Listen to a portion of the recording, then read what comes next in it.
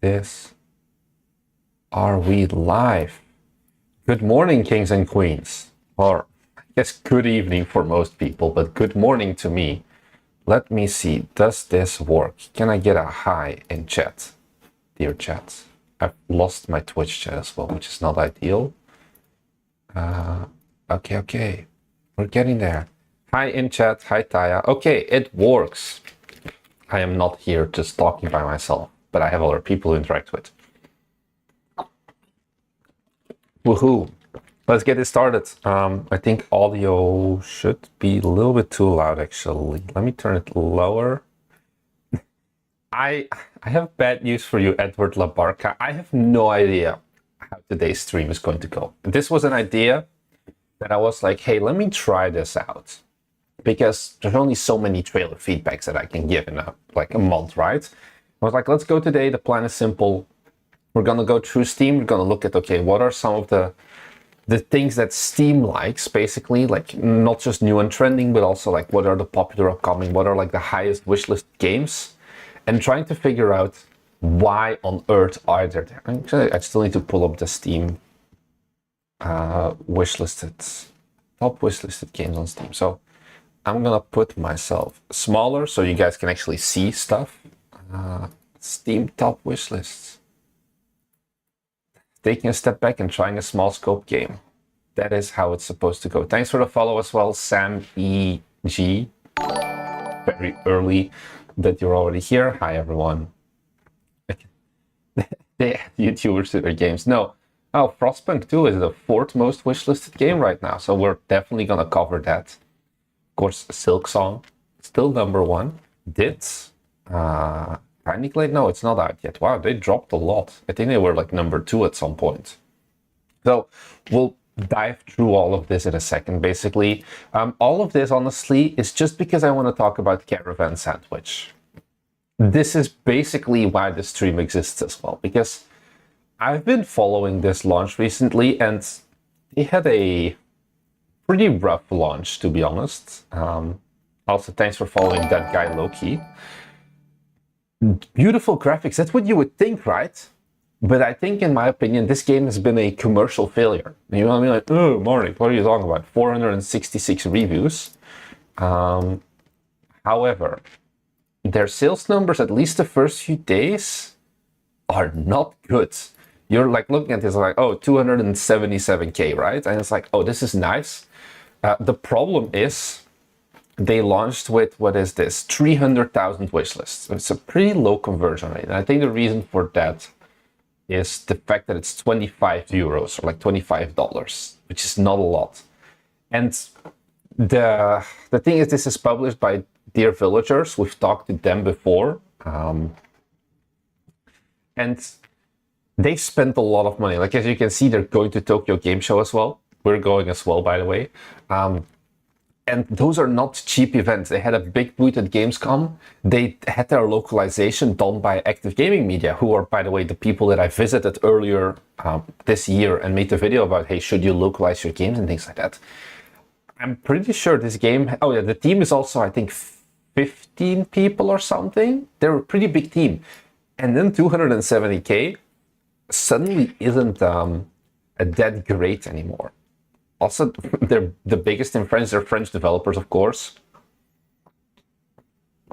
Yeah. Is this a game? Let me find Studio Plain Toast X.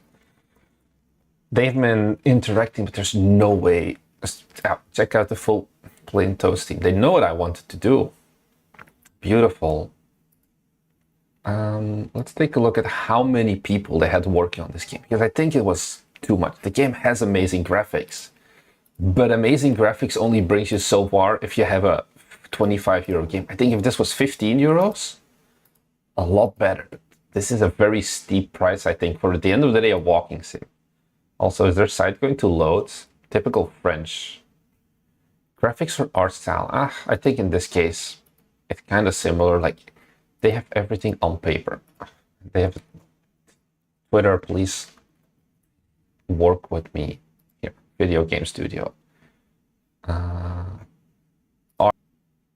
Is the internet dying? OBS Studios is disconnected. Aha. or back, supposedly.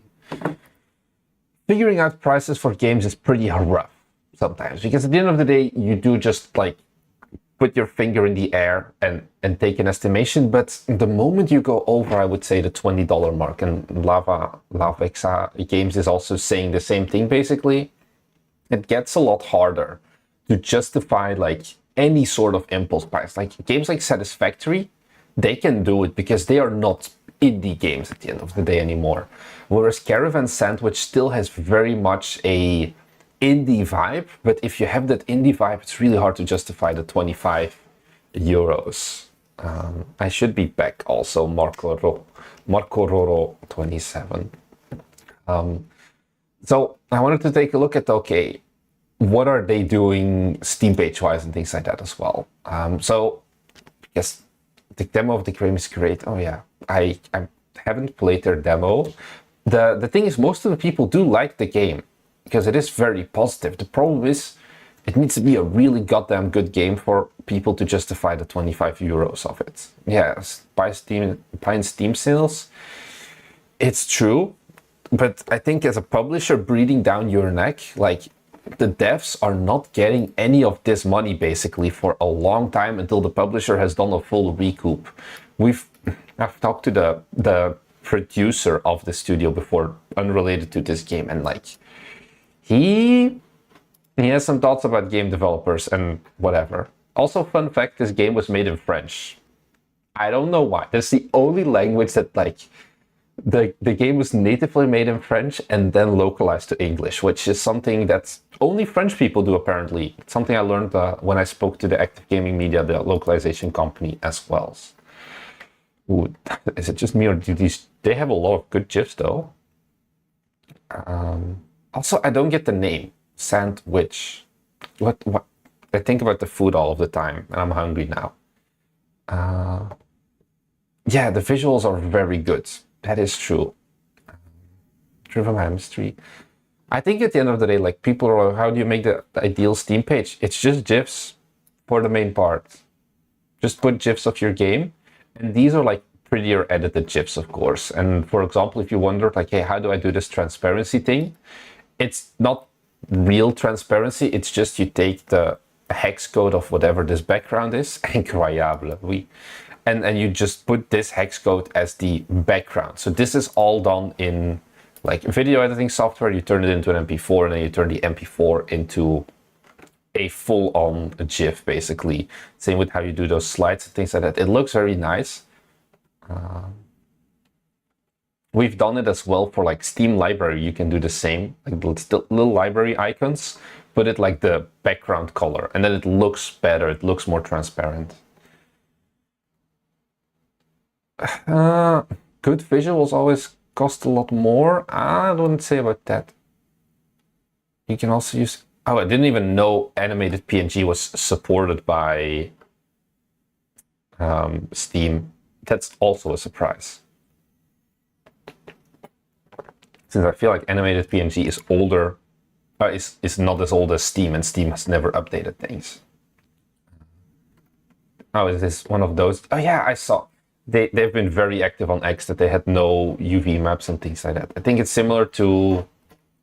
What's the game by Thomas Sala? Bulwark? Falconeer Chronicles. Yeah, I think this one also had like this a very good style of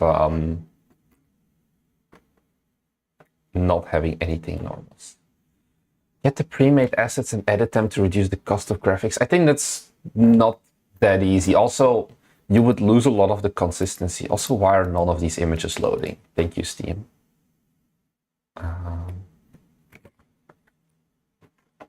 Well, whilst we wait for Steam, this game was also 20 euros though, surprisingly, I guess. Oh, we're getting half an image, guys. Getting there. This is quality.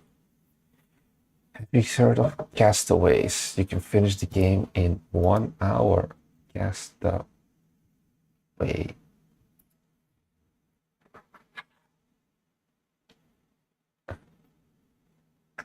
As a player, have you seen a page so good?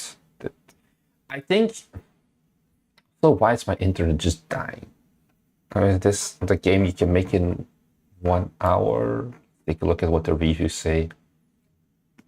If it loads, how can it be so slow?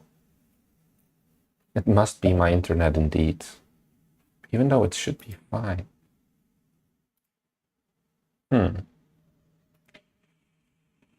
2 hours, 0.4, 4.3. Doesn't, okay. 1 hour, 1 hour, 1.5 hours. So seems like you can play it pretty short, at least. I generally think don't worry too much about the prices and not the game duration. Like, yes, you often hear that of like, oh no, people were going to refund your game. Sometimes I buffer. People are losing me. Use a wired connection, guys. How do I do that?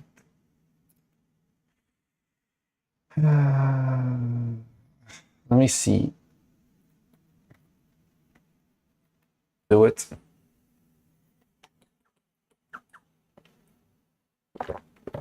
Are we back? We're so back. Let's see if this is better, or if I'm just killing my poor Airbnb's internet. You must use a... Maybe use a... I think you're very optimistic about the wired connections. If I look at my little modem here. Am I back? I will just say hi. Or is everyone like dead? Okay, I am back. Perfect. Seems better. The power of 5 gigahertz Wi-Fi versus 2.5. I was talking about first refund rates and like short games and not getting refunded. And then second off, I was going to talk about very pretty store pages, right? I think this is something that we got with, I can just pull it up, Unicycle Pizza Time, where we were also very much worried of, oh no, what if your game is less than 2 hours and then you're going to get a high refund rate? And sure, 22.7% is relatively high. Steam median is like 15 to 18%. Where do I see? Oh, I always forget how you see here, Unicycle Pizza Time, and then refund data. So we do have a pretty high refund rate here. Oh, most recent, yeah, that's fine. But I still think that a lot of it is just the people who bought the game and like 10 minutes in were like, this is not for me. And I think for Unicycle Pizza Time, that's normal. I think actually UPT will break Forge Industries revenue. My guy, give it like 2 more days and we'll have paused it, I think. I want to see, honestly, what it is. But I think Forge Industries is at like 10.5k gross. Packages. Forge Industry. Yeah, 10.4k versus, yeah. So basically, we have like 1 more week of our current selling rates. We'll have surpassed Forge Industry in sales. I was going to look at what is the refund data here. Oh, this is the last month. Let me look at lifetime. Oh, 16%. Never mind. It went down a lot. This used to be 24, 26%. So my statement is incorrect, I guess. But still, the refund rates, worrying too much about padding your game out for more than two hours is going to do worse. I mean, not put an adult-only game on. Thank you very much. Like padding the game out and making a longer experience just for the sake of, oh no, I need to hit the 2-hour mark because otherwise people can refund the game. That's just dumb. You have this with like a lot of, I think, Escape the Backrooms. What? Escape the Backrooms. I think this game is also like, no, this one is 3 hours long in total, if I remember. 5 hours. And you have some people who played for 92 hours. But a lot of horror games are very much shorter experiences. I think Garden of Banban. is a relatively short game as well. Yeah, 2.4, yeah, 16, 1.9, 7.1. Okay, no. I've seen full playthrough. Do refunded reviews still count for the 10 review count? I'm pretty sure they do, because here it's also, this review is counted, but it also says like product refunded in it. I don't think it marks that much. It's like not that much of an influence, because more people will look at this thing versus go down to the comments and see like, why do you recommend the game and then refund it? What would have been so much effect to instruction? Bundle and make light go on. Like, this sounds like a skill issue.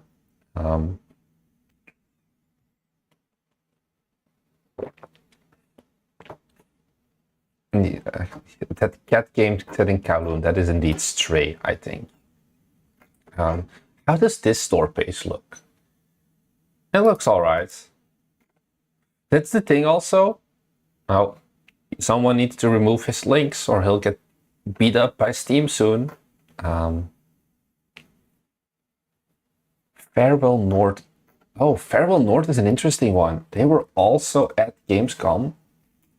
Has it underperformed? We have a publisher. I'm very interested now. I have not been following a lot of Kyle Banks's like content about it. I just know he made devlogs about it. Yeah. Okay, 76k, 87k gross, 110,000 outstanding wishlist. Yeah. Why has it underperformed? How long was this in development, though? It's again, because this is also, once again, a very beautiful visual game, which should always be a plus, basically. It is also, once again, pretty highly priced at, what is it, 24 euros. Kyle Banks. Okay, that is... We're not gonna watch some rapper. When did he get started? This is 2 years ago. Farewell North 3 years ago. Devlog 14 already. Okay, so we're looking at quite some time of dev time. Like, this is not... what's this? October 8th, so almost 4 years, basically. 4 years in development time. Got a publisher, overwhelmingly positive. Oh, I didn't know that you could get overwhelmingly positive with less than 500 reviews, even. Apparently, the recent reviews have a different mark. Why did this do badly? I think it's just a genre people don't want as much on Steam, but then you have the problem of you have so many wish lists. And sure, some of them will come from his YouTube channel, but let me sort by popular. 550k? How many wish lists would that be? So generally, YouTube devlogs converted about a 0.8%. So that's 4,400 wish lists that this video would have given him around that, which is just a very small amount at the end of the day of this entire thing. Oh, you can see average playtime here. Well, that makes my life easier. Copies sold in the last 7 days, 89. I think it's just at the end of the day a 3D platformer in 2024. I think if this released in 2020, it was gonna be a banger. I think a big problem also that I've been noticing more and more is at the end of the day, the wishlists are this metric of how many games will I most likely sell, right? Or like how many copies. That's what everyone looks at.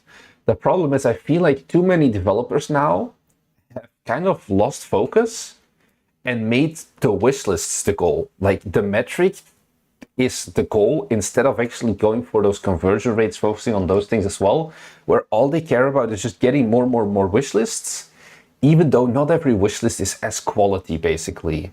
For example, wishlists you get from conferences convert less than wish lists from people who find your content on other ways, basically. Because on conferences, a lot of people are like, oh, I'll just support the developer and I'll wishlist it, but have way less intention of actually buying the game there, or like buying the game later on.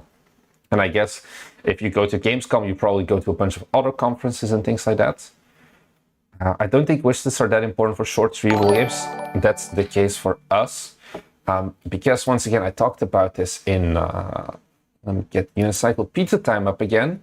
We, by all measures, should have had a horrible launch, basically. Let me see, 1 month. Yeah, like if you, oh, I should change this date to be a little bit. Yeah, I don't think he got 118k wish lists just from Game Dev YouTube though. There's Game Dev YouTube doesn't convert well enough. Like this is what we got from our devlog with 10k views, 172, and this is the day we launched. So basically, we launched with 500 wish lists, which is nothing. But then just the fact of discovery queue and things like that, those gave us more wish lists, and now we'll still get, what is this, like 35 wish lists a day, 37, yeah, pretty decent still. And I think that's a problem. We saw this as well with the game Schim, which is a very Dutch name. Okay, this was also just a game that didn't go out as well, but if I remember correctly, they had okay, I think it's not here. They had a post. They had 230k wish lists. Yeah, I've looked it up before. And I think once again, people are so focused on those goddamn wish lists. Like here, Schim 230k wish lists, and then look up Schim here.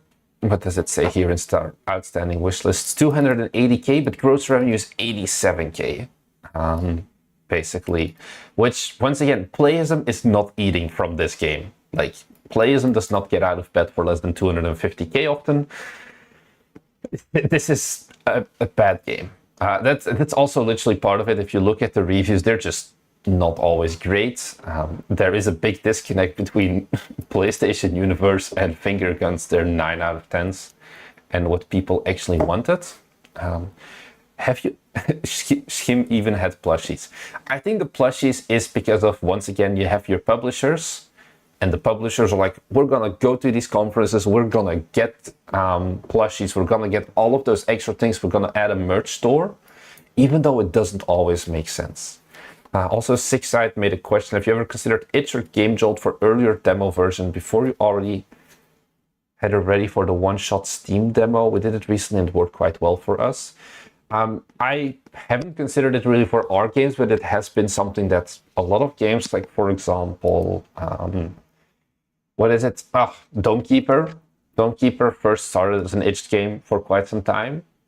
Similar with Cosmo Tier. I think Cosmo Tier was like an itch demo for like 6 years before they moved on to Steam, and you can still buy get the itch version completely for free.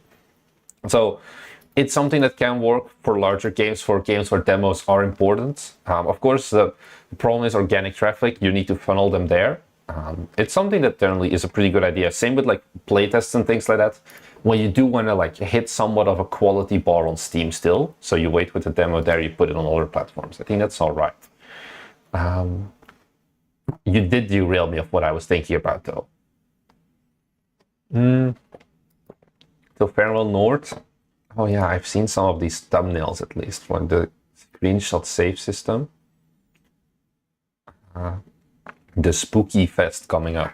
Good idea. Yeah, demos are always a good idea for the fest because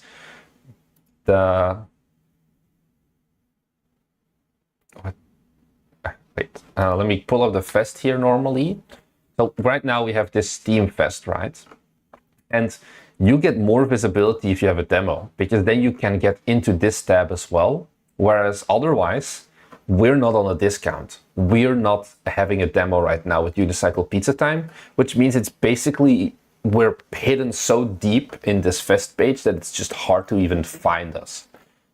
If you do have something like a demo, or you're an upcoming game still, or you're on discounts do a lot as well, then fests can do a lot. But like Spooky Fest, at least for example, demos also give you the Steam Next Fest. Once again, I don't know exactly how the new Steam Next Fest will go because of that new algorithmic approach. But yeah. I came across this video about a pizza truck owner doing Instagram, TikTok videos on his phone. It made think that the speed of that might work for game content too. I have no idea what that means. I think making content that is interesting but also easier to create is good money for your effort. Yeah, also making games that are just good content. That is, once again, someone talked about it in Jonas Tyroller. His video where you develop for algorithms. I'm not gonna shut up. Here, like this one, making successful indie games is simple but not easy. It talks about developing for the algorithms or new marketing, because that is what's gonna drive basically the content. Algorithms are things like the Steam Discovery Queue, how your YouTube, things like that. Let me see, where is it here? So like an algorithm, I don't know if this is like 100% correct, but like you can assume like, hey, it looks at review scores, how much time spent and all of that, and you want to make sure your game, like you develop for that as well. Is it like gaming the system? Maybe, but it's just what people want as well. Is it the new marketing? I think so. It's a very big black box. It's at the end of the day what we do as well. We're YouTube. Like we make videos for the algorithm, because the videos that I make because I want to make them often perform horribly. That's why we put them on Patreon instead, because there's no algorithm there and I can just do more what I want over there. I have gotten derailed like 7 times. I wanted to talk about Steam pages actually not mattering that much, because then you have games like Satisfactory. This is their Steam page. And it's like Krzyzewski would rip this one a new hole basically, because of the fact that there's no GIFs, there's no visuals, there's nothing. It's just a big wall of text. This is horrible. But it still works for them. I think it's also just because this is once again one of those older Steam pages when you can't see when it was originally released, only the full release date. But like, this is still a Steam page that's pretty decent anyway. Versus if you go to Frostpunk. Frostpunk is actually one of the games that has completely applied the new Steam categories, for example, or like not Steam categories, but was it Frostpunk? Was it Frostpunk 1 then? Like Steam made some changes to the store pages, right? Of no more links and things like that. Uh-oh, are you guys adults? I hope so. Did it? I swear to God, I saw it change because they had like the recommended, or was it not Frostpunk? Was it Satisfactory? I am losing my mind now. Oh yeah, it was Satisfactory there. Like this is, for example, how the new Steam recommended DLC works, if you ever wanted to see how it looks like. Yeah, Frostpunk is releasing in 2 days. I think you can already play it in the Frostpunk 2. That's what I wanted to go for. Frostpunk 2. You can also buy one for €3, which is a pretty big deal as well. I guess it's to build excitement for the second one. Yeah, so pre-order discount. Yeah, play the game 72 hours before release. So you can already play Frostpunk 2 if you buy the digital deluxe edition, basically. But their Steam page is very nice because they use things for like the custom GIFs for the borders. They use the very nice header images as well. This is like S tier. Oh, and they even have, I don't know how I feel about this, because you can see that the fonts are not as clear because you're stuck in a 600 pixel wide display. Like you can't go high res in here, so the text does feel a bit off. This is very pretty though. I haven't seen this approach before, where you kind of change up the structure of the store page. But I think it does look nice, especially with all of the, I may rip this, I don't know. Frostpunk 2 seems way too expensive. It is very expensive. The thing is, Frostpunk is no longer an indie game. Frostpunk is just a AA game at this point, and it can charge AA pricing, and I think it's going to well earn back whatever it's going to cost. The back, yeah, it's like the back of the old game box. It's where you have like the little windows as well. How much wishlist does this have?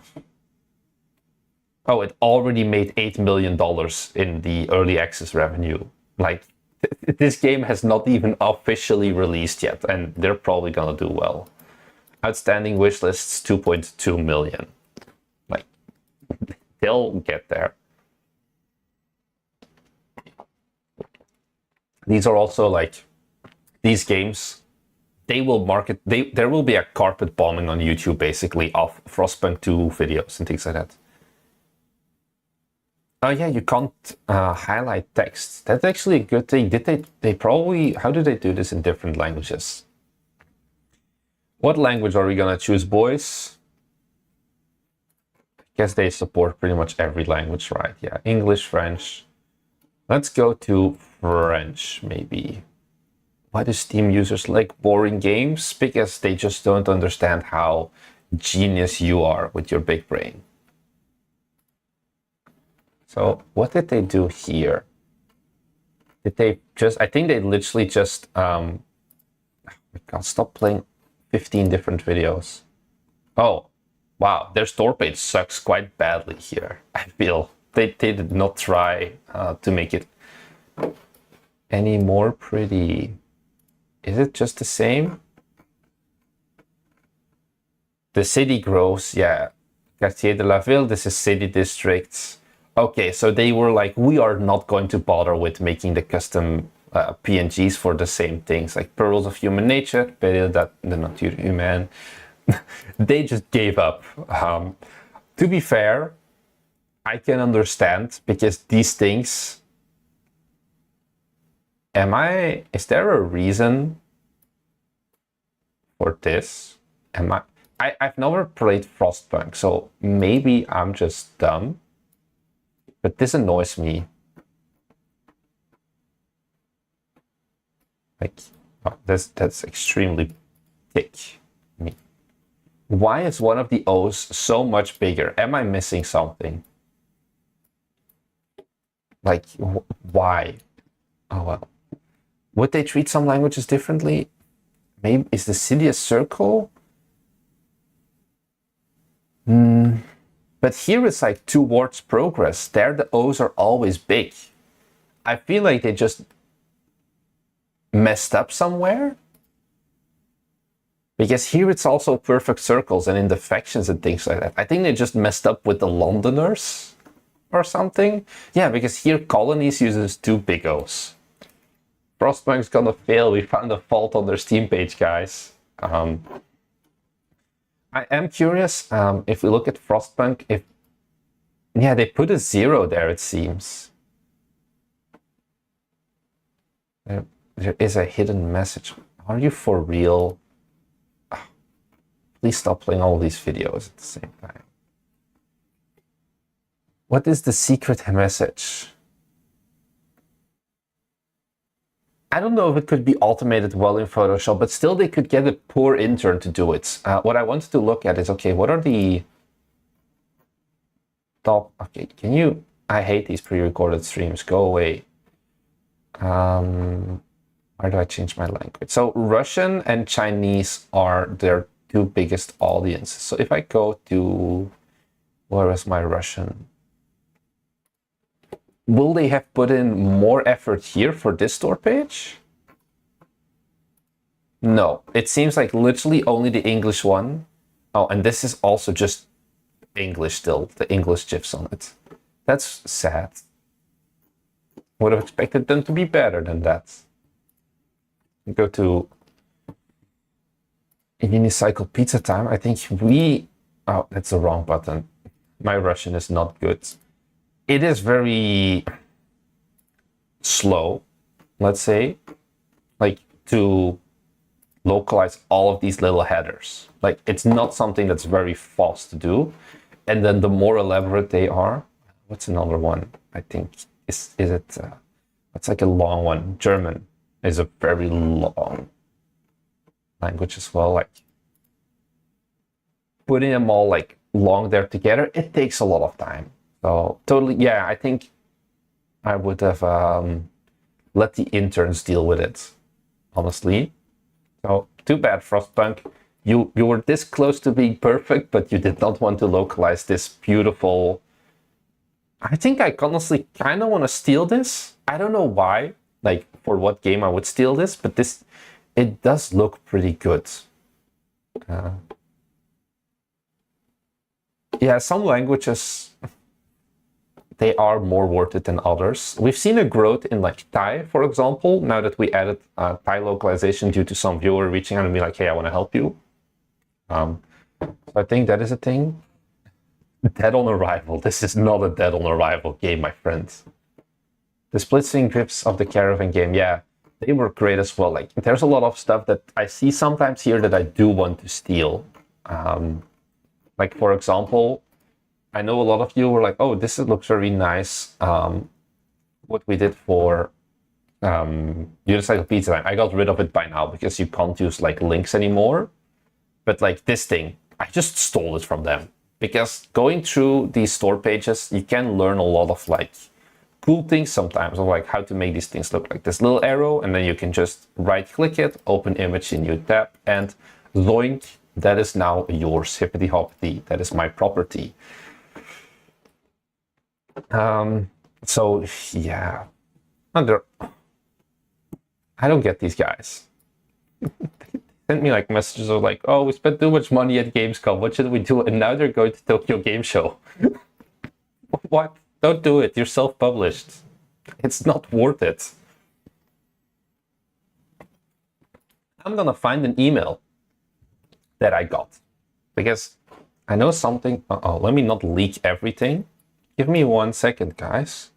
I got an interesting email a few like weeks ago, I think, that I do think I want to share with you all. Here, yeah. Proposition for your game. You guys wanna buy some wish lists or boost your demo? This is a thing. So what is this? You can buy 2,000 mixed wish lists are for $130, or premium wish lists. So for $4,000, you can basically buy your way into not most wish listed, but like new and trending, to be honest. I got another one. Is it this one? Yeah. So this one also, you can buy 3,000 wish lists for 190. Does it sound like a scam? I think you'll probably get the wish lists, but the wish lists, once again, you're tracking the number and not the actual outcome. None of these will ever convert. So this is purely the idea of like the low end, like the blast of, I want to get into like new and trending or popular upcoming, and I'm just gonna buy a few thousand wish lists so that then you can get a lot more organic wish lists from being in that new and trending tab or popular upcoming tab, because that also gives you often a lot of thousands of wish lists just by being in there. Like we were in the new and trending only for the country of Japan, and we still got about, 1,300 wish lists from it. Can Steam detect fake wish lists? I don't know, honestly. This is something that I didn't even, like, I was like, oh, maybe it exists, but it's something that I didn't really know about it until I got this email September 1st. And this was like the first time that I got like actual numbers of like how it works. Meanwhile, you can also get a game trailer for $130, which is also like very cheap if you ask me. Oh yeah, the 10 reviews indeed. Game price. Where was it? It was in here somewhere. Was it this one or was it the other guy? Bring your game to the top. I think it was the other one. No? Yeah, cost of the game plus an additional $4 if you want to get a review. Like for $4 you can buy a review of your game basically. And then you get 30 or like 70% back. You never know when Valve will just figure out that the wishlist set a different value. Yeah. And I think this was an interesting thing I wanted to share with y'all. So this is a thing Do I recommend this? Absolutely not. But it exists. I don't want to say that like people actually use this, any of the big ones, right? But it is something that still exists. Data-driven stuff has some fluidity, right? And I know developers are very data-driven. They are. Because that's why you can have a mostly negative game still be on the front page. Good evening, Astro Monkey, or good morning in my case. Game price is not free for you because you still pay 30% to Steam, reading Onslaught, but still it's very cheap. Like, if we wanted to get the 10 reviews for Unicycle Pizza Time, it would cost us $90, and out of those $90, we would get like some back, never.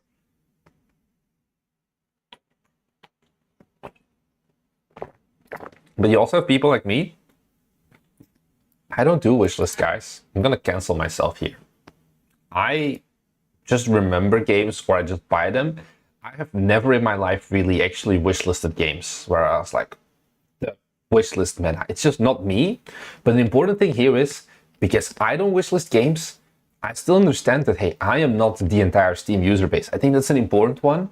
What you want for your game or how you approach game dev does not mean how your players will approach it. Like, I think I am maybe an exception. I have no wish list. Also, just because I had like, I think one game on my wish list, and then someone actually bought it for me. I was like, what? I didn't want this. I just want to track it. And then I was like, I'm just gonna get rid of my entire wish list. So that's another one. Oh yeah, Boom Stock. So these are like custom events. I wonder how much they do. Morning, thoughts on Jonas Tie Roller's newest video. Let me see if I can pull this up. From Marnix. Contains just Jonas. No. Tie Roller.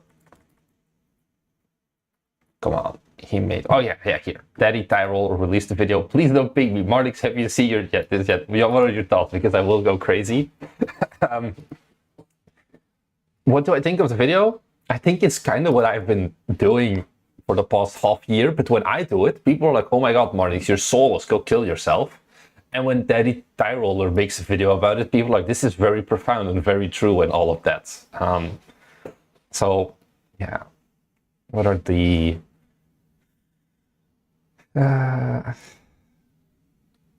this is, yeah, basically this is a good video. It's what we've been doing. It's a thought that I've had for a while. What was this? The underpriced slightly. Yeah, like we did this underpriced slightly. That's why Unicycle Pizza Time is like 499 yen, for example. It's very cheap. It's just like impulse buy territory, basically. The overpriced slightly, this is, I guess, more what someone like a Frostpunk does. So this is a good idea. Wait, there was something here, like fun is just flow. It's like, my dude, I've read the book Flow by Michael Chesney-Kyle or whatever you say his name, like 6 years ago at this point.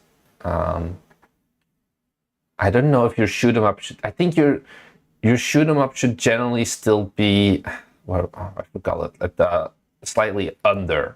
Or it depends if you need money sooner rather than later. It's another one, because otherwise, like, you'll have a weaker first launch, and that's very important. If you can't guarantee those 10 reviews, then you'll need to use a service or whatever. The thing is, if you go like That Farmer Gnome or The Farmer Gnome, you hurt your sales on like the beginning of your game's launch, but then once you do discounts, you earn a lot still from it.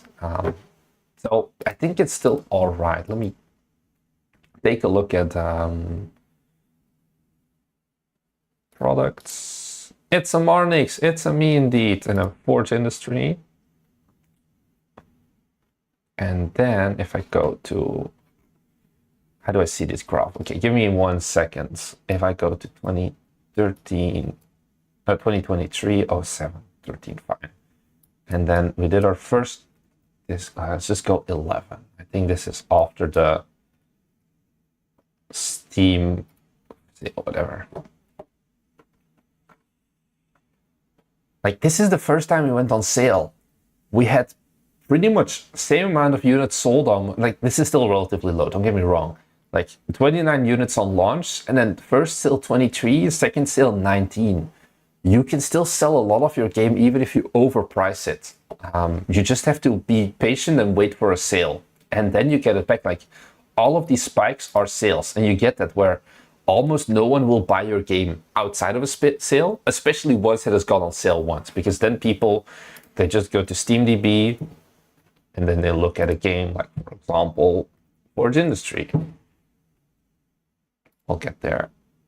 And then you go to price history, and then you can just see, like, oh, what is the lowest recorded price? And if it's not, and you know that the lowest recorded price is going to be your new price. Almost no one will buy the game at full price anymore, unless you are by default in that impulse buy territory, which is something like what a Chain Together does.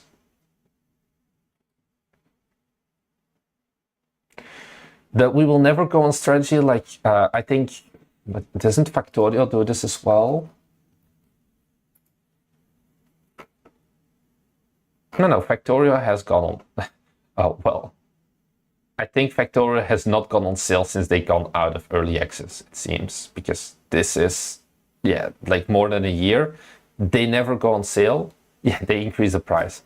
This only works if people know you. Like, Minecraft never goes on sale as well, if I remember correctly.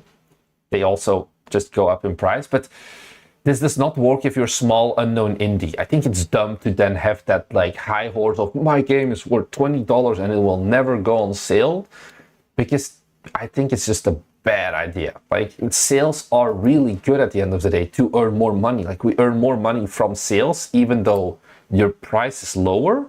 The fact that there's like a green box on your store page does a lot in selling more, basically. Let's go. Like, yeah, Satisfactory, I talked about it. They need to get rid of their Discord banner. How dare they? I would have bought Factorial was on sale. Yeah, it's like,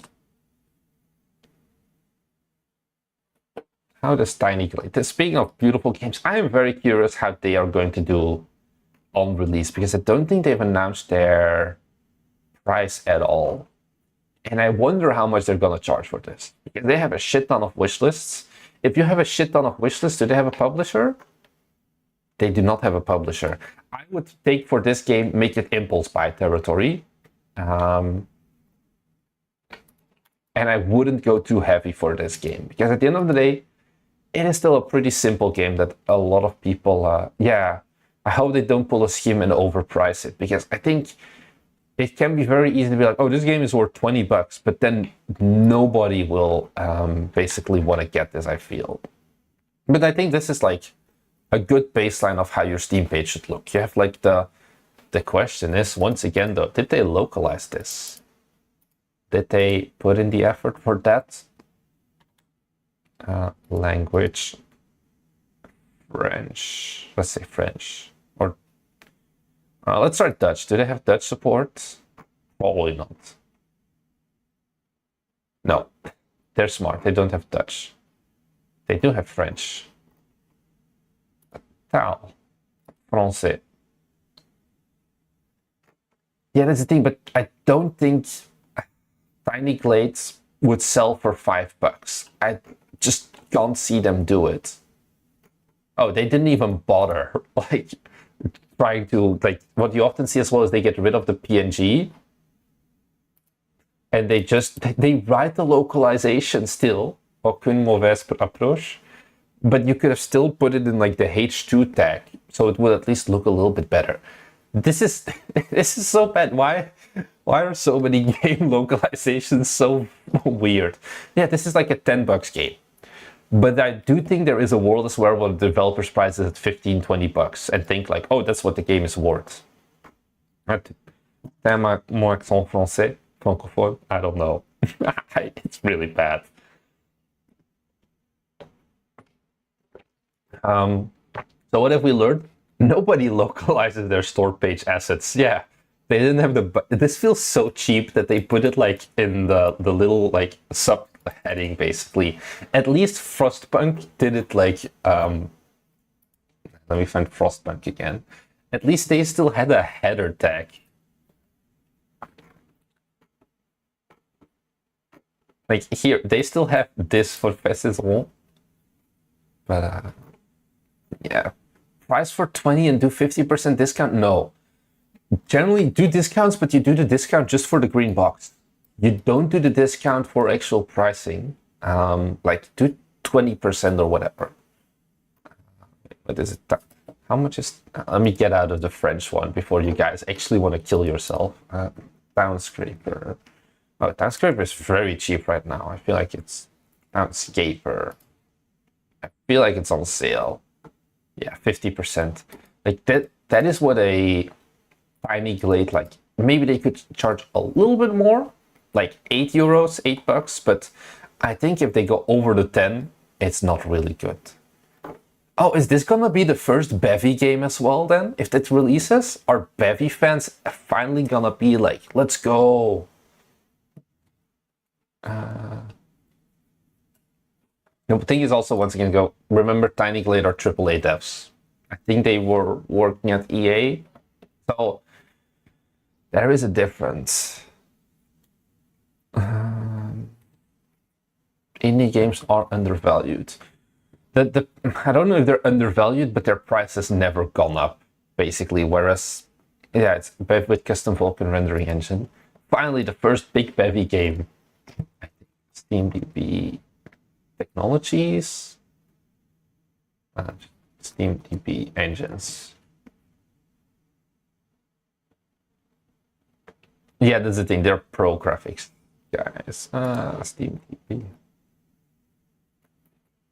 Search Bevy. Is there no Bevy? Is there not a single Bevy game on Steam yet?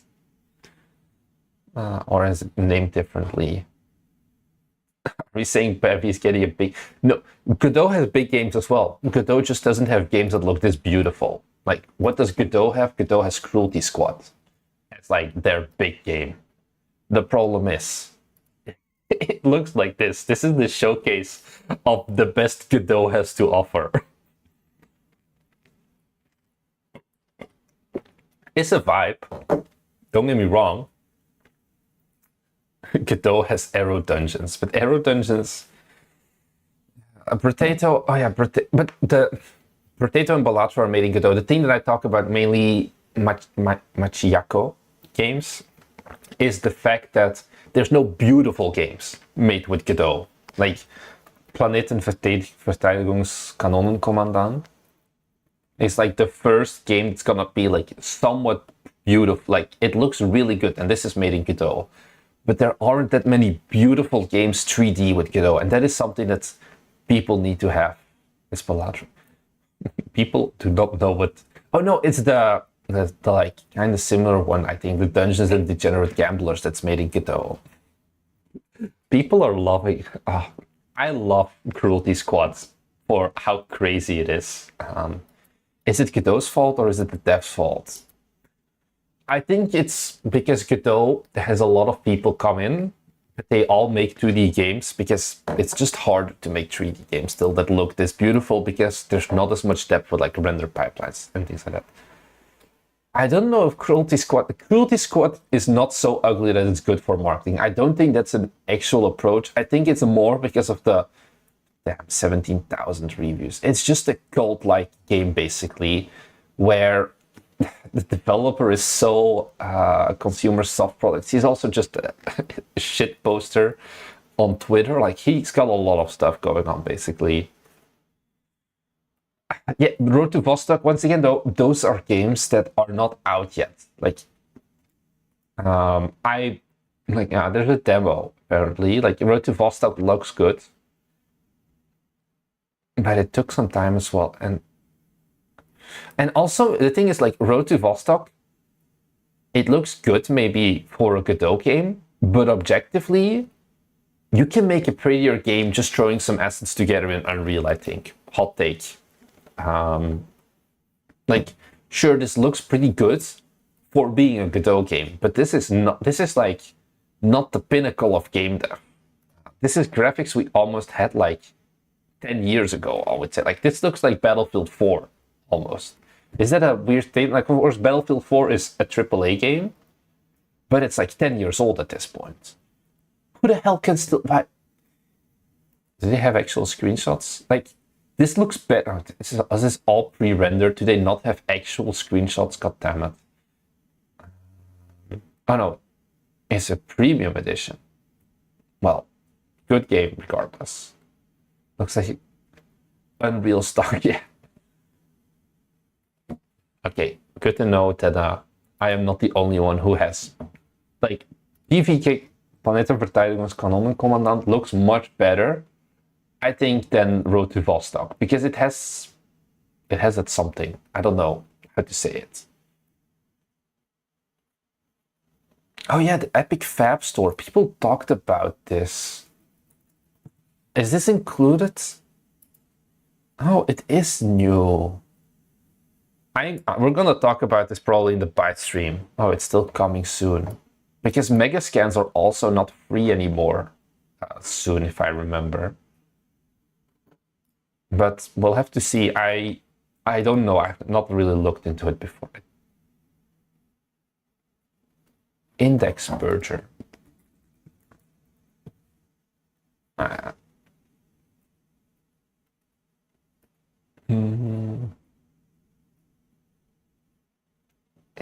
What is wrong with this car? Why is this car just a flat plane, it seems? Oh, no, I didn't want to save it. Oh, great. I have this problem where my Windows Explorer just dies for 20 seconds. So, guys, we're going to be stuck on this for a while. And I cannot interact with anything. So, yeah, people have created scripts I've seen where if you add the mega scans to your account before somewhere next year, you can still keep them.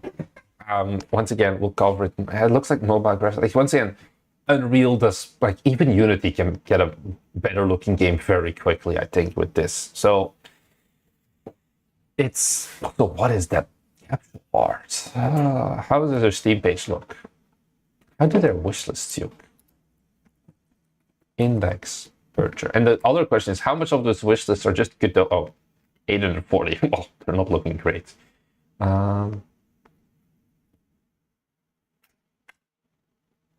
What did I want to look at? Steam top wish listed. Deadlock. Well, I finally made it open at least. Access limited to invite the friend invites via our playtesters. TBD. So yeah, guys, you don't need to have a good Steam page. You just need to say that you're early development, and that's all you need. Or just be Valve, I guess. What are, like, kind of indie style games? Enjoy. What is this? This is a different Steam audience. Tiny Glade, Slay the Spire 2, Mecha Break, Kingdom Come Deliverance. Okay, which ones of these? Let's not have. Oh, Carlson. How does the Carlson Steam page look? I'm honestly kind of interested. Like, Delta Room, Into the Breach. Yeah, isn't Into the Breach out? Am I? Oh, Solarpunk. That's a pretty good one, I think. About. This is too much black, I think. I would have kept this, but made the background transparent instead of black. But I mean, no, this is a very simple store page. Will it ever come out? Probably not. There's a Godot curator group. No, it's fine. Oh, there's gonna be a Tokyo Game Show as well. Like, this is a game, once again, that I think is gonna sell well. Oh, who is following? Thanks for following Scusi033. This is a game that I think is going to sell banging when it comes out, just because of the cozy vibes and great art style. And it's also like a kind of crafty game, because you do still build things. This is gonna go very soon, so Steam will kill them for that. Oh my god, Steam will kill them for everything. This is the stuff Steam hates. Like, this is also something you're not allowed to do. Having like the fake wishlist buttons. Well, both of the images they have are not allowed by Steam now until after the 15th. So, Solarpunk, if you're watching this, update your Steam page. And once again, they don't have anything of like GIFs and gameplay here. So what is the point here, I guess, to say? The Steam pages are important, but they are also not... It's a punk anti-establishment. They're important, but they're also not important to a certain degree, I feel. Where you can have a lot of games have pretty bare Steam pages as well. The thing is, they usually get their wishlist from other things. Yeah. That's what I say, Astromonkey, as well. Like, people like Chris Zukowski, they make you feel like the only way that you will ever sell your game is by having the 17 different steps of making the optimal Steam page, all of the GIFs, all of the capsule art. Things like capsule art, I think, do matter. But, like, I don't know if having the GIFs like what Frostpunk 2 has versus what, like, Solarpunk has, like, if that is the difference between like getting 1 million wishlists and 1.5 million wishlists. Like, this looks better, don't get me wrong, but this is not the reason people wishlist, I think. Oh, both of them also have punk. I just noticed. I see a trend here, guys. If you add punk to your name, you're one of the top wishlisted games. What is Solarpunk at? I guess that's what we can learn. So our next game is going to be called Unicycle Punk. 500,000 wishlists. Number 53. Yeah, what would make me buy the game? It's generally just, I look at image and I read this. And that's it. Like, this is nice, I guess, but it's... If they have to scroll down here to be convinced to buy the game, you've kind of lost them, I think. Or like, it's already a lot harder. Also, if you want to see, look, they're very big in China because they added their Weibo and QQ. This is also new if you have never seen this before. Like, Steam added this a while ago. Yeah, or you go to like reviews and Let's Plays and things like that. And that is another way that you can do it. I think this is an interesting one. I do like this, honestly. I should make that for whatever next game. We should sell a digital deluxe edition for twice the price. And you get a novella that I have AI generated myself. Also, thanks for the follow, by the way, earlier, Roa Lee Games. No LinkedIn is an L. I don't think anyone is going to add a LinkedIn to their Steam game. You should make a game about creating a store page for your games. There's so many... And a new skin poster growth. What? Unicycle Craft Punk. Yeah. What was I gonna... How does the Wukong store page look like? I feel like this is once again a page where the store page does not matter. Oh, they also have the digital deluxe edition thing there. About this game. Like these lines, for example, I like that. Does it make all of the difference? I don't know. If you just add GIFs, although this feels more like cinematics. And it's fine. So I think the more important thing about having a Steam page, actually, go to the how to market a game, whatever.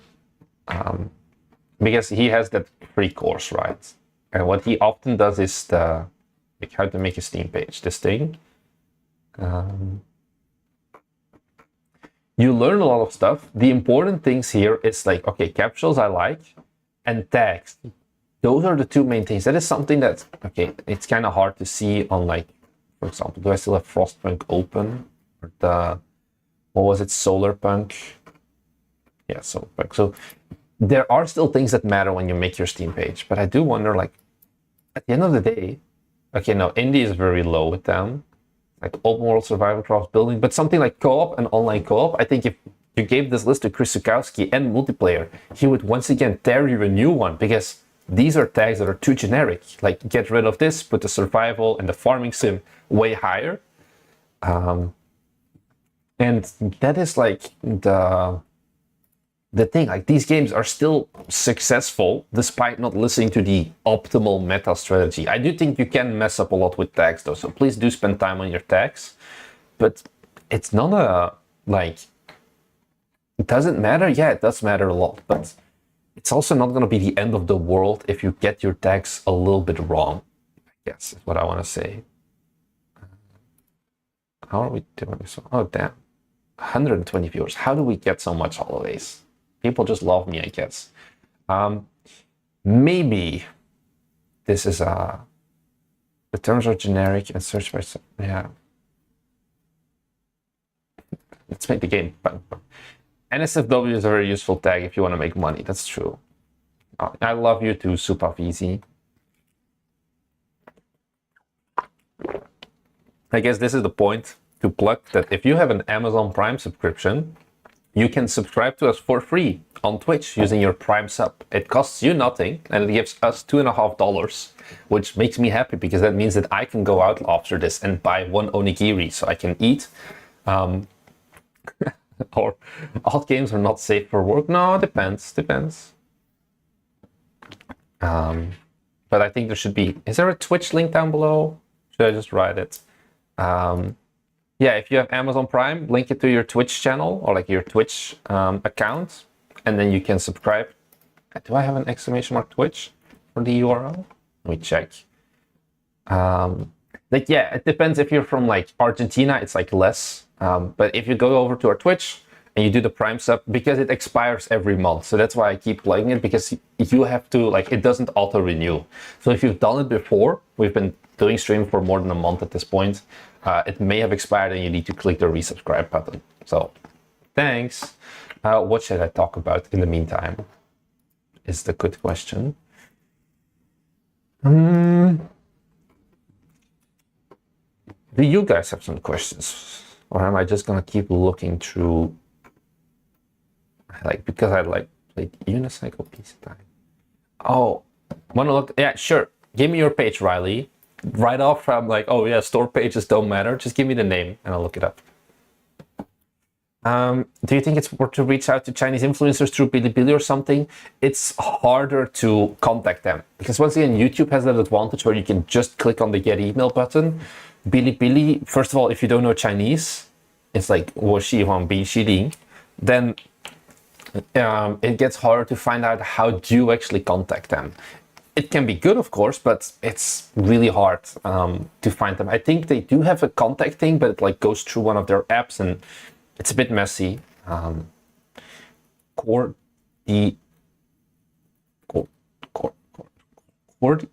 Cordyceps Island. My God. Okay, that capsule is bad, my dude. This capsule is also bad. Oh, this is Road to Vostok. I just appended every single one. Thanks, Alessandro. I will not lose. Let me see what arm. Oh, this arm. I will not lose the gains. Thanks very much for the $5. Also, thanks for following Sir Ulrich 1. The Great Firewall of China does not really. Why is the gun also pink? I have so many questions, my dude. About the game. Survive against an infinite wave of zombies, only grow faster and stronger, while earning cash to upgrade your weapon. Basically, you're remaking Call of Duty Zombies, is what I understand. Turn down the motion blur on your game, please. It looks very... Oh, thanks, Sir Ulrich, for the Prime sub. Oh, I got like 2 notifications at once.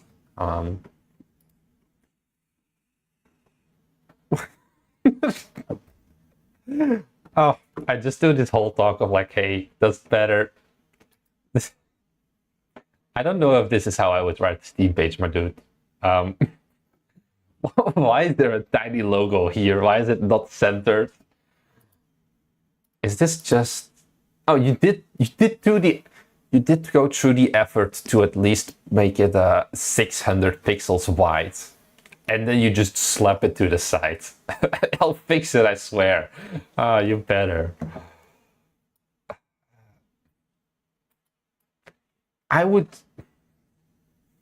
You're leaning into the zombies thing, right? This is basically, at the end of the day, just a we're not gonna get it. This is not gonna be a full Steam page review thing, by the way, guys. I just wanted to take a look at this single one, and then we'll go on. I just how are your tags? You need more tags. Always have the most, like the most. You can have up to 20 tags. Have 20 tags. It's going to help you. Like action, FPS, shooter, horror, whatever. Put zombies up higher, I would say here. Gun customization higher. Put single player lower. Have 20 tags in total. Tags are very important. What is this? What is this capsule art? What I would do here... Oh, well, also, are those the zombies? They just look like hipsters. They don't look like zombies. Get a more scary zombie. These are just normal humans. This looks like a... Okay, I'm gonna get up. This looks like a America simulator more than a survive the zombies. Like hatred would be a better fit for these characters than a zombies games.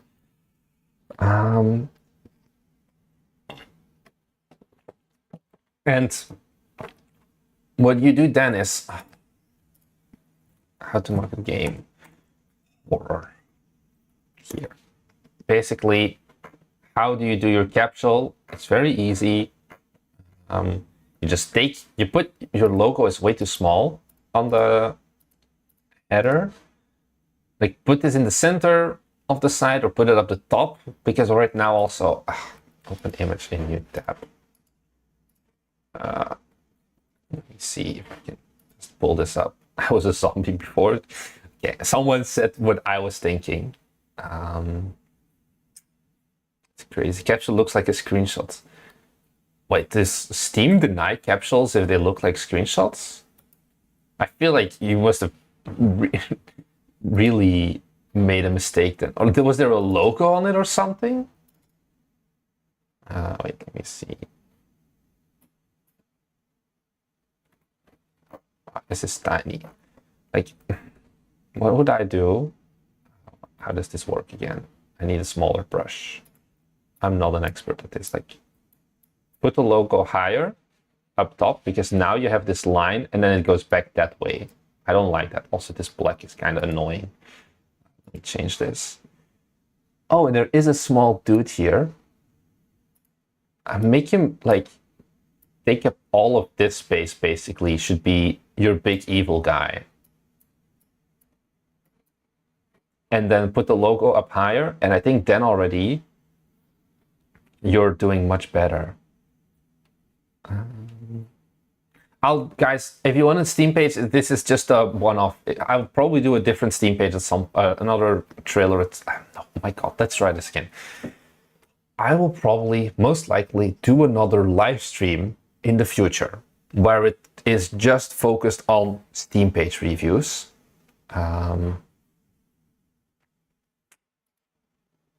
And for that, you should join our Discord. Let me see. And this is the place where if I do like live streams where I do like, trailer feedback or whatever, I will announce it in here basically. For example, like in our announcements here, where is it? I sort of got here. Like here, for example, it's like, we're going to be doing streams with like trailer roasts, leave your trailers here and things like that. So don't ask me for this stream. It's not the main goal here. Yeah, these do not look infected by guns. But basically, redo your capsule to look like this. Have the zombie be giant and in your face. Have the text be higher. You kind of want to get this vibe. Also, did you know this lunch lady is just a default Unity asset? Even though, how much this game made a lot of money. Lunch lady. For a game this game probably cost like at most $200 in Unity assets. It made $1.7 million, my god. Once again, you price it $5, very low. Get a better zombie indeed. Just go through the asset store. I assume this is like Unreal or Unity. I'm not sure exactly looking at this. And yeah, make it a better zombie. You should change the blue hue. Yeah, also the blue hue is kind of... The blue hue also doesn't match the rest of the game basically at all. So why is there just a texture missing? Is this like your Pack-a-Punch it just doesn't look, yeah, it's definitely Unity. Yeah, probably.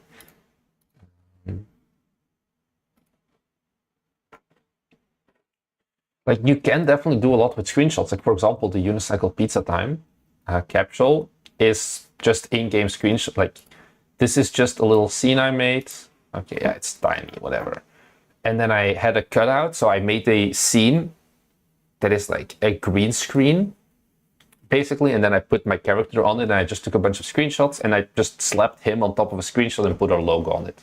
Horror games seem to sell. Horror games are something we're considering as like one of our next small games, just to see like, is it actually as good as people are saying? Because like Krzyzewski has been yelling this off the rooftops.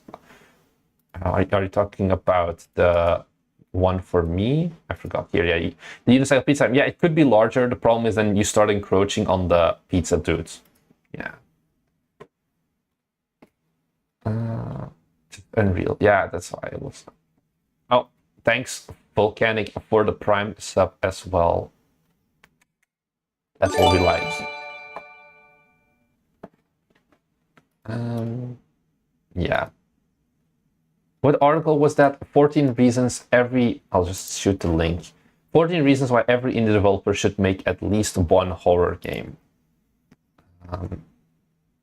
Make a horror game before Halloween. It's gonna be very tight, because the Steam Screen Fest is in 5 weeks, and I kind of want to enjoy my life a little bit. I think if it's niche, it should focus on high quality. It depends on how you price as well. If you want to price high, yeah, you need to have high quality. If you want to, like, because that's one of the points here in this article.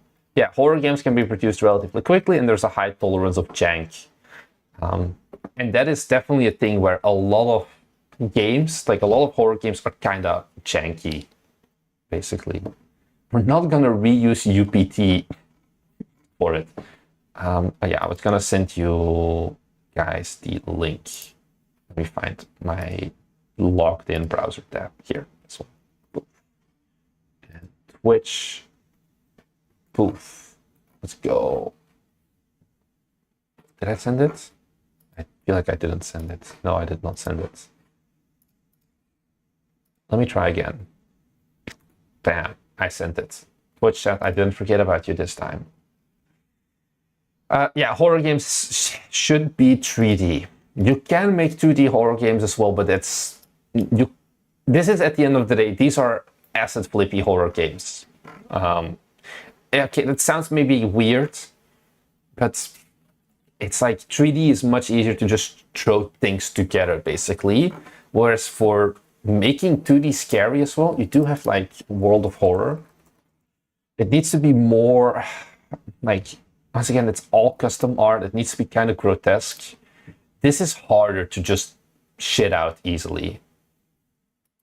I'm trying to thinking one for it, but I don't think I'd be able to make it scary. Yeah, that's something as well. Like, I am personally very bad at horror and like dealing with it. So yeah. You saw a sub niche for horror games. I saw a horror film with giant ants and giant rabbits. Maybe.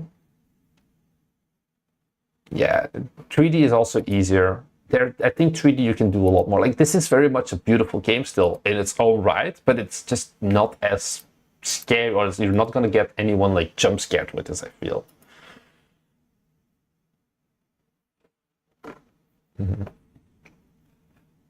So yeah, it came from the desert. Yeah, I didn't know the forms.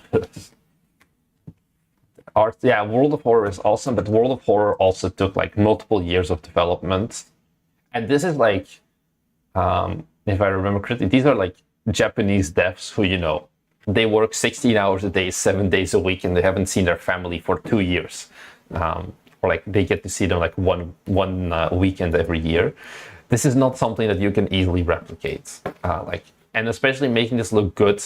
Like, I think this game did pretty well though. World of Horror. But the thing is, you could probably, yeah, earn more by just, once again, like a Lunch Lady was 1.7 million. Oh, this is 4 million still. But this took a lot longer. Oh, you can see first release here Yeah, first release 2020, 1.0 release 2023.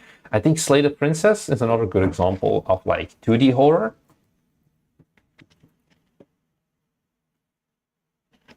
But once again, this is like still an art style that is not super easy to make. Can horror base be good with bad art? If it's 3D, yeah. Is this already a new one? Yeah, they got the update as well already. Oh, they need to update their Steam page. How dare they? But like, this is a game where you can't even make GIFs about it. So you just don't even bother. Have I ever checked NSFW games? Absolutely, my dude. Absolutely. The problem is I can't pull them up on stream, sorry, or my YouTube will get shut down. I am currently looking. I can't look this up because it's bad, but I'm trying. We're going to Tokyo Game Show, right? And I'm currently fighting, or like I'm trying to get into contact and get the approvals for either making a video with Nutaku or with Mango Party. Mango Party are like the ones who made Kaiju Princess, Peeping Dorm Simulator, all of those games. To like, I want to make a video so bad with them talking about NSFW games and like some things to consider there. It's so goddamn hard to talk to Japanese people, or like, not like to talk to them. It's like everything is like 17 levels of improvement, and oh no, I need to call someone and I need to ask this other guy, and it's just so goddamn slow. So it's something I do want to do. I do want to make more NSFW style content that still fits on the YouTube, but yeah. Translation is brutal. Yeah, it's not about the talking per se. That's the issue. It's more about all of the steps. Oh, NSFW advertising. Wait, what are we talking about then? Are we talking about how do you advertise NSFW games? Because I asked Chris Zukowski from How to Market the Game this when I had like a call with him once. I was like, okay, hypothetically, if I were to make an NSFW game, what would I talk about? Or like, how would I market it? Because you can't give it to regular creators, right? The way you do it, actually, let me pull up my notes just to make sure. This is very hypothetically in that we have not made it. But I did definitely ask him about it. Let me find it. Chris Z. Here we go. Here. What did I make as notes? Bonus marketing, an adult only game. This was when Scarlet Maiden just came out. You submit your demo to piracy sites. He called it black market pirate sites, which is a bit more extreme, I think. But that is where there's a very big overlap of people who are like not shying away from that kind of games. And advertising is a thing here, because those like piracy sites, they have such cheap CPMs, basically, because almost nobody wants to advertise with them, basically. Orange YouTube needs to add a gaming section. There's a video on our Patreon. Guys, this is going to be the greatest Patreon plug of all time. Collections.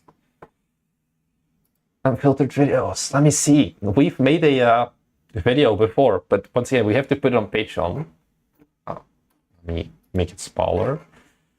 It's a video hosted by the two most cultured men of Bite Me and William. Let me see here. Tier listing. Folks, tier listing best adult only genres for game devs. One of my most. All right. It's me and William. And I have to, let me make sure that I don't, because this is actual uncensored, so I have to make sure I don't accidentally flash something. I had to go to Oran's site to find B-roll footage. There is B-roll footage in this game. Yeah. Well, I feel like I can't show you much. Basically, Patreon has tier listing best adult only genres. What I found there is there are people who do let's plays of adult only games, and they put their face on it. Like it's so crazy. It's like some bald 40-year-old dude sitting shirtless in like a dark room, playing like some orc game where like you have to like, it's the most vile stuff. Like there were parts where I got actually sick like making that video. It was one of the hardest videos I've ever made, just from like all of the gory shit I had to look at. And it's just like some dude who was sitting there and he's like so invested in the game whilst there's some like inhumanely big boobed girl or whatever. Oh, you joined at the right time, Gary. And it's on there on the orange side. And I'm just like, who on earth watches this? Who on earth makes this? I can't remember how many views that video had, but it was an experience. So yeah, it's on Patreon if you want to find out what genre you should make for adult-only games. Because there is definitely a lot of interesting things about adult-only games and things like that, and the way you market them and things like that. But there's no such thing as too big. There definitely are. Yeah, the AI images, I can't show this, but basically on this big carousel, let me just pull this up on the second tab to make sure that it's safe. You've seen this game on Steam probably, because Steam keeps promoting it, because Steam is algorithm driven and Steam doesn't care about what the actual game is and how good it is. Okay, here. I think this will not get me. There is this game called Lost Goddess. This is a completely, there are no screenshots on this store page, basically. It's all AI generated games, or like all AI generated art. And the reviews reflect that as well. Like reviews score 48%, but Steam keeps pushing it because this game has made $10 million-ish in gross revenue. So it's free to play, but it's basically a gacha game. Yeah, they always promote it because it keeps earning so much money, basically. So it's a, yeah, 10 mil indeed. This is just, and this is literally AI generated slop. Literally AI generated slop. So why are we still here just to suffer? I need to retake my life. You do. So yeah, next game idea found.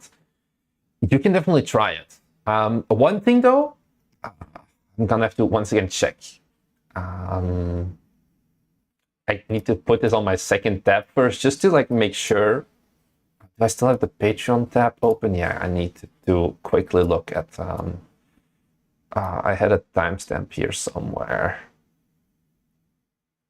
Because there's also the thing of what if you're a normal dev and you want to make NSFW as well. That's another question I asked Chris Sikowski of like, should you make it a let's see, let me find it.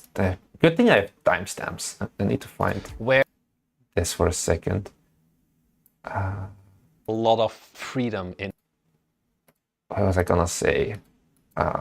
You don't want to have NSFW and Safe for Work games on your same Steam publisher page. Basically, is what it comes down to. Because there is a developer here who did that. Ravenous Devils.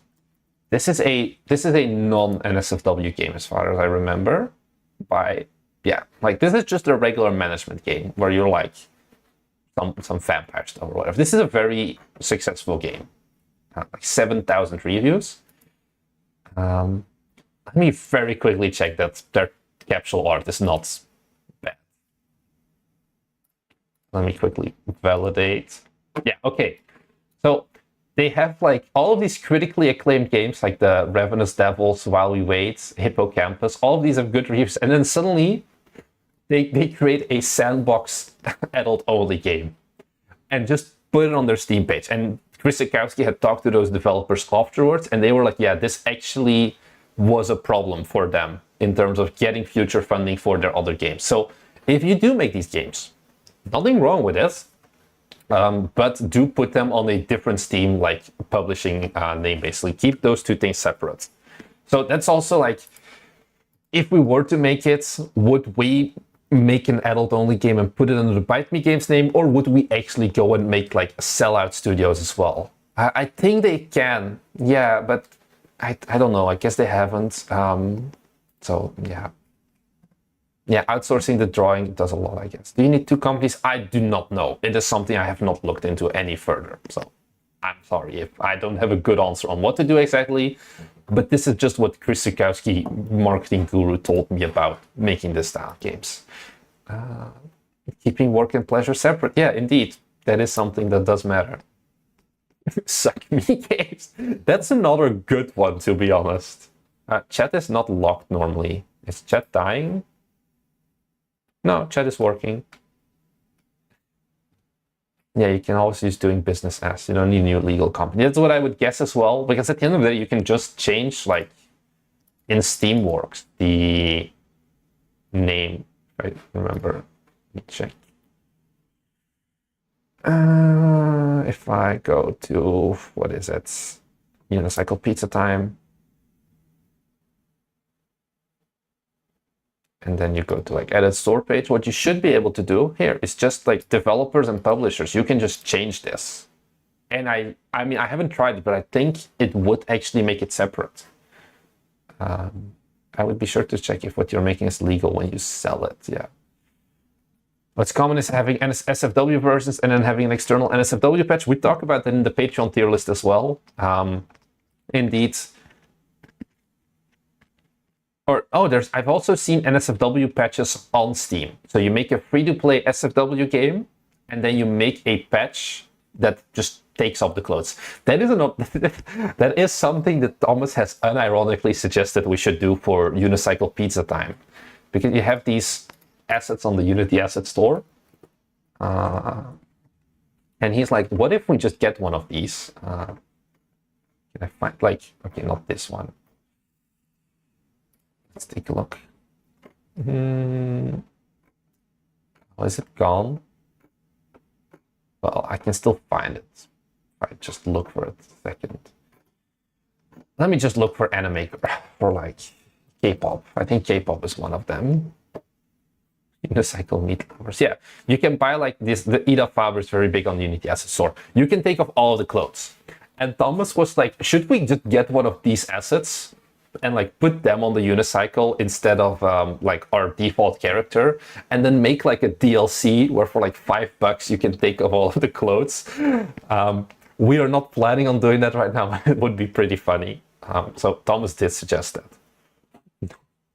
We tried SFW and NSFW, this was not worth it. You can advertise.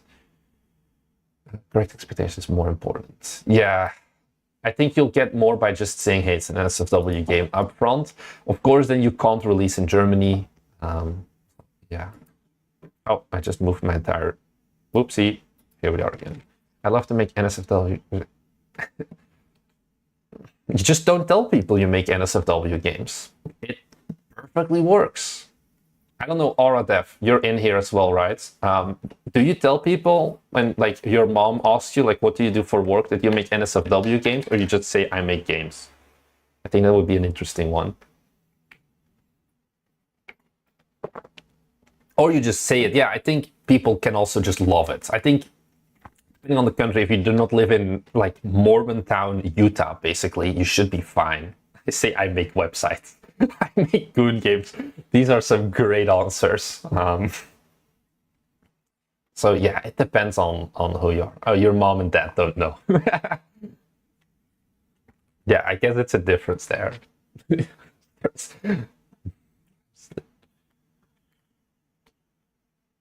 Yeah, I think it's also NSFW development. It's the whole thing. I make games about shoes. You guys are great. Don't ever change. Wear it loud and proud, I guess. So what did we learn today? Oh, I nearly threw water over my computer. Let me put this on top. I guess we've learned that Steam pages do not actually matter at all in terms of getting wish lists. There's no big correlation. Let's bring it back to the non-NSFW stuff. I wanted to look up a game. Oh. Wait, what was it? Ale and Tail? Because people keep throwing like games at us like, oh, let's see. Crow Country, spooky atmosphere, with is this horror game? First impressions from the screenshot, yeah, this is a horror game. Horror game is not just, oh, you get jump scared, I think. Horror game is just the vibes as well. And I think this does definitely fit those vibes as a horror game. I think this is very much justified as a horror game. It's like also, I think the game Dark, I think it's a horror game, even though it's not actually scary in like the regular way of you have jump scares. It's more just environment, atmosphere, music, all of that, basically, that makes the game more scary. And like the Tim Burton vibe here in this case as well. So horror is a very broad genre at the end of the day. I killed the article already. What Chris Zukowski talks about, though, is more of like the B-tier horror games almost. Oh, I just joined stream. Could you do a recap of what successful games are doing on Steam, what works and what doesn't? It does not have anything to do with store pages, is the conclusion. We've seen great store pages. We've seen horrible store pages that have pretty much similar like wishlist counts and things like that. Put punk in your name. Both Frostpunk and Solarpunk are currently in like the top 50 most wishlisted games. I see a correlation there. That's like 10%. No, that's a percentage, at least a considerable percentage of top 50 games have punk in their name. More important, I think, is tagging, especially for indies, but don't get lost in the sauce of like, oh no, I need to have super in-depth GIFs and all of that. Like, this will not sell the game. Would Dark have similar vibes to Subliminal? No, not really. I think another thing that we discovered during the stream is that if you make wishlists the goal, instead of making a good game and you game the system, you often get issues like, for example, what Caravan Sandwitch has, where you have hundreds of thousands of wishlists when you launch, but getting those to convert, like the price is very higher as well, is very hard. We saw this with Schim as well, which has like 280,000 wishlists, and it barely converted, basically.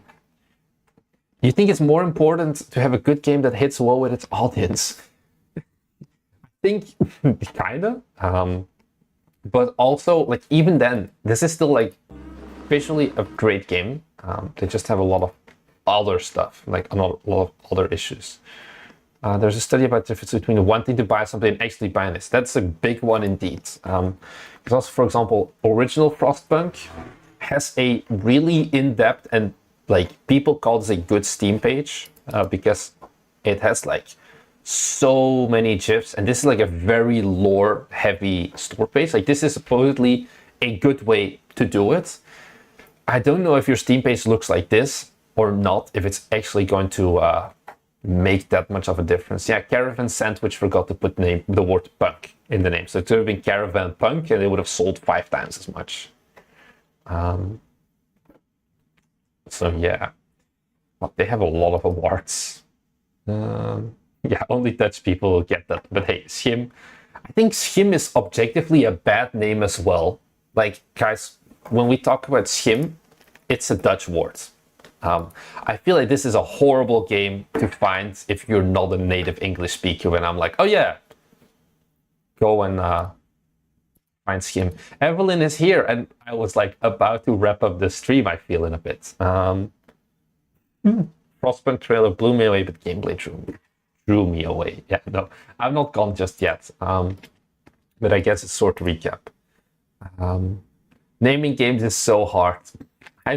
I know you. Although Unicycle Pizza Time is kind of a funny one because we just had that name instantly and it worked. Caravan of Sex Sandwiches would probably sell as well. No, you don't make sandwiches the bread, but Caravan of sex punk sands, and then keep it to the witches. I think that has more potential. Yeah, I'm curious how Frostpunk will do. They've already made millions, even though the game is not out yet, just with the earlier ones. In Punk, they fixed it. That will be $10,000. We just put Punk in every name from now on. Thank you. Yeah, never. Yeah, so I think that's the main thing. Like the how to market the game course is good, but the main things that I would care about is just your capsule, so you can stand out in this whole thing. and then the tags, so that Steam knows correctly how to send you. They were paying someone for the name Bombshell? You mean like the original 3D shooter? Wow, this is 35 euros. Why? Of course it only has 185. Why is this game so expensive? I know this is like the prequel kind of thing to, what is it called? Iron Fury. Iron Fury is a good game. That one was supposed to be Iron Maiden first, but Iron Maiden was then sued by Iron Maiden, so they became Iron Fury. But they still have like, the thing with Iron Maiden, or Iron Fury, sorry, is they did all of their marketing assuming the name Iron Maiden. And they had, I spoke with one of the guys from 3D Realms, and they have like piles and piles of like merch that all has like Iron Maiden on it, like mouse pads and whatever, that they can never use basically. So yeah. Do you think Vampire Survivor... Oh, God damn it, I killed YouTube chats, I think. Let me see. Let me check. Yeah, no, okay. One moment, YouTube chat. You can come back in a second. I just killed you. You're back. What were you saying? So, do you think survivor-like games have a chance for success, or the market has too many of them? I think it's gotten very hard now. I think it's the same as deck builders. It's getting really hard. I was recently looking at the Roots of Yggdrasil, which is like, this is a game that performed okay, but could have done much more if it was just, because once again, it's a deck builder, it's a roguelike deck builder. Like, it's too late for this, I feel now. So similar with survivor-like games, either you're the first or you're the best, and there's no way at this point you can be the best, and you're definitely not being the first anymore. So I think that is a genre that I would stay away from if you can. Hey, Jonas Tyroller says it as well. Where is it here? Oh no, he says do something better or do something different. And if you do something different, it means you're the first to do something. And if you do something better, yeah, you're the best, basically. So yeah, I think if you can avoid the survivor likes and things like that. Are we planning a deluxe version of Guild Architect? No, we're currently also not even sure if we're planning a regular version of Guild Architect. The idea there right now is we're gonna go a bit harder on finding publishers, but we're in this weird void now, where, like, if Unicycle Pizza Time would have been a failure, we would have just gone back to Guild Architect. But it isn't. So it's like, should we keep doing this? Are we planning the deluxe edition of Unicycle Pizza Time? Yes, and it will feature... Oh, I closed it already. It will feature NSFW customizable K-pop idols and Vroid characters as your like driver. Wait.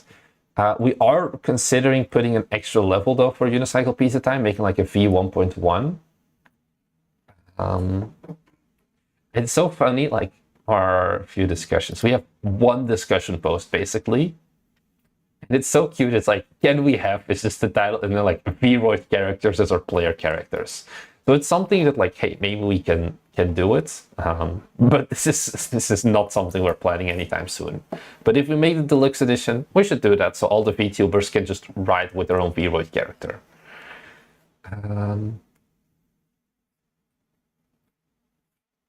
Being tied to money, you gotta keep doing small games to stay afloat. Yeah, indeed. Because at the end of the day, like, Unicycle Pizza Time, like, Forge Industry has been on sale for, what is it, 1 year and 2 months at this point, and costs 3 times as much as Unicycle Pizza Time, and Unicycle Pizza Time will out-earn it in like a week or so. Because like, even like yesterday was a worse, like was a pretty bad day, $74 gross. Today I think we're doing a bit better again, $50 so far in like 12 hours. And once we go on sale, I think it will go even better. So yeah. I think apart from that, guys, I'm gonna end the stream around here, unless you have any important questions right now. Do you think Game Dev YouTube is worth the extra time and effort? No. I did it for the love of the game, because the first 9 months I got nothing out of it. So I generally don't think it's worth the time and effort. I talk about it in the video I made about marketing, like very recently. You could also attribute your YouTube channel taking off due to Forge Industry. Also wrong, I think, kind of. Because the videos that made us pop off originally was not Forge Industry.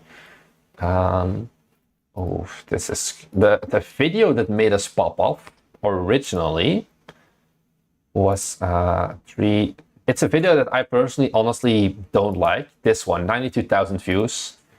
This is the video that made us blow up.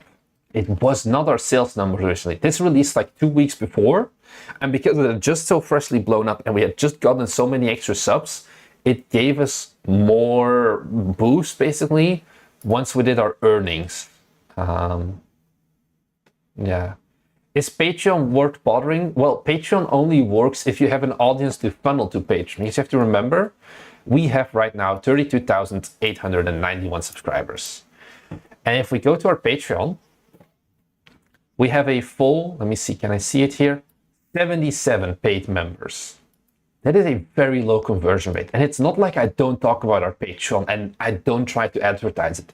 It's just a very big difference between the people on YouTube and getting them to convert to Patreon.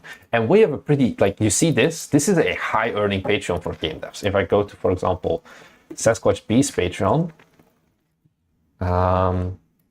like our Patreon is okay monthly, but ours is also not, has he completely hidden it, or is it because I am a member? Let's see, Patreon Graph, no, Croftrion is the name.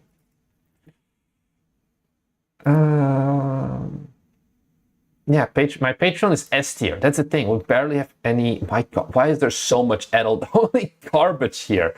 Or not garbage, but I have to watch out. Sasquatch B.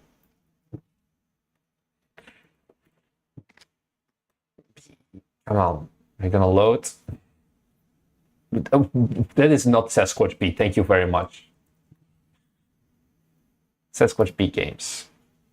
He's currently at, I think he made it kind of private, $106 to $650 per month. It's like 400, I would guess. He has the same amount of paid members, basically. His tiers are cheaper than ours, like way cheaper, and he has more YouTube subs than us. I think another one is Thomas Stewart.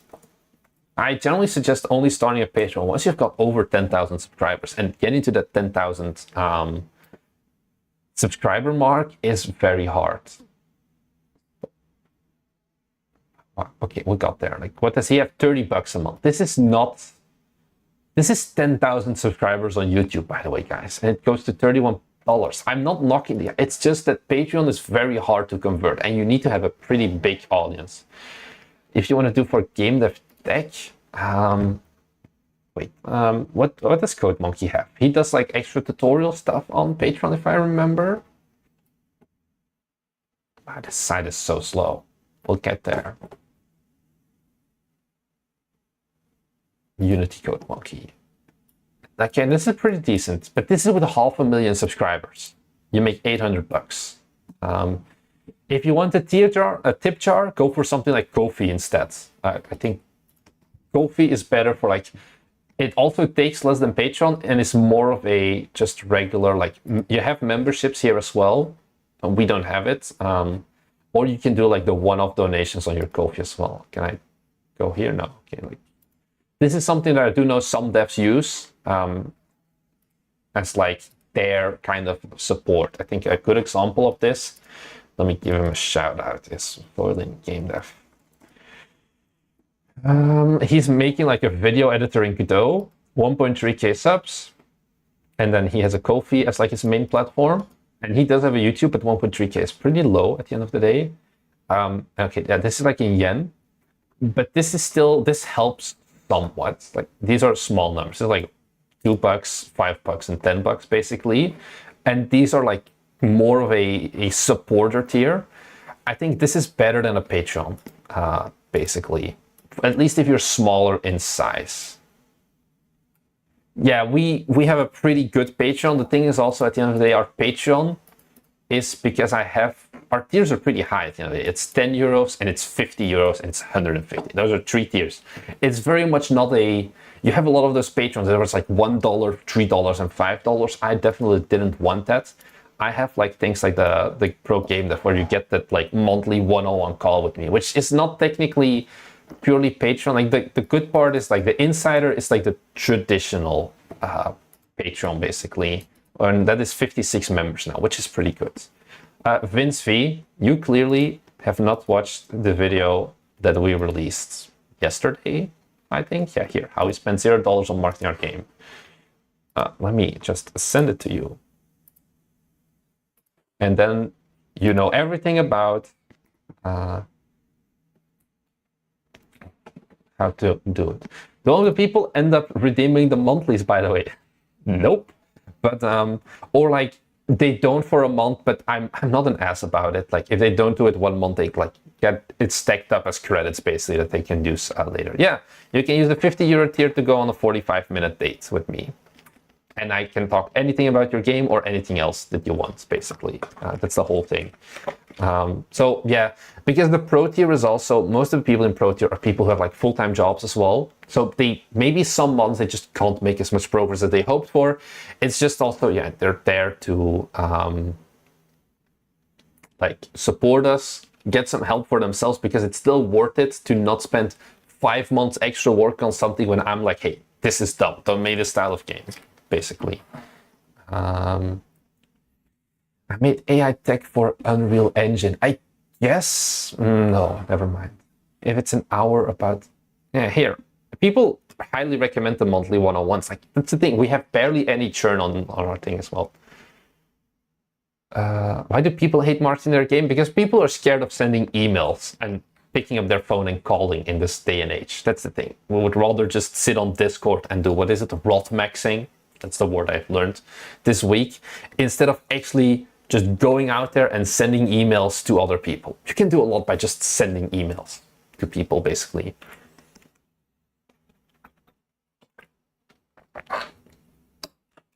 I would use it if I actually plan on finishing the game. It's an approach. Make games, you're not making games, market your games. Yeah, those are the approaches. So yeah. Someone asked also earlier, will there be a Bite Me merch store? There will not be. The only time there will be a Bite Me merch store is there's 1, gym clothes as merch, and 2, body pillows of me as merch. That's it. People have weird morals as well. They feel bad talking about their game constantly. I think it's more of they don't know how to correctly market their game. Like putting... I'm gonna throw them under the bus. This is a bad approach of marketing, I think, where you just go to every single subreddit. Okay, yeah, it's kind of... Well, maybe I should just look at posts themselves. Like, Reddit is not the way to market, but Reddit is the way most people know how to market. It's like 10 upvotes. This got removed because of it was like some mod didn't like it. 7 upvotes, 4 upvotes, 1 upvote, 24 upvotes. Like, these things do not convert well to wishlist, and this is extremely depressing if you have to be on Reddit. So then I think just influencers is a much better thing. Yeah, like the subreddit is like, oh yeah, you need to do like 10 times as much, you just post content and interact versus you actually go and post your own stuff. We never bothered with Reddit because it is just not worth it. It is just pain and suffering, and it keeps getting removed and all of that.